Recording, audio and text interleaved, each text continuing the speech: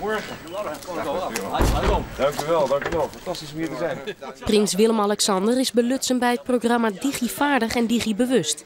Een van de partners van dat project is Senior Web. Die organisatie houdt op meer dan 400 plekken in Nederland cursussen onder ouderen. Heel belangrijk vindt de prins die het als verrassing deelkomt. Een grote groep Nederlanders, 3 miljoen, zijn nog niet digivaardig, zijn eigenlijk nog digibeter. En een grote groep daarvan zijn ouderen.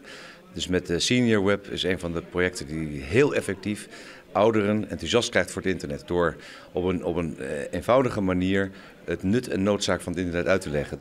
Heel type meer zaken moeten via internet regelen worden. En het is ook een handig medium om contacten te onderhouden. En als je dan 1 keer online binnen... Dan wil je toch nog meer weten. Je wil internet, je wil eigenlijk marktplaats. Ik heb een hobby van poppen maken, daar wil je die sites van opzoeken en dingen opvragen. En zo is het gegroeid om meer en meer aan de weet te komen. Wie van u is nu ook op internetbankieren overgegaan na deze cursus? Of durft u nog niet echt? Nee, nog niet. Nee. Ja? Ja, wel? Oké. Het internet had een oneindig soort mogelijkheden, maar er binnen ook gevaren. Zo moet je voorzichtig wezen met privégegevens. Gevaren der benammen de jeugd van waskogen wordt.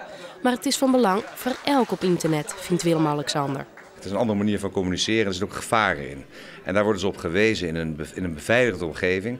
En ze hebben een eigen soort Facebook waar ze dan mee zijn. En als ze daar eenmaal vertrouwd aan zijn, dan kunnen ze op Facebook of op Hives zelf contact leggen met andere mensen. En begrijpen ook wat de belemmeringen en de gevaren zijn daarvan. Deze groep cursisten kan in elk geval veilig het internet op. Ze gaan haar cursus afsluiten en krijgen een certificaat.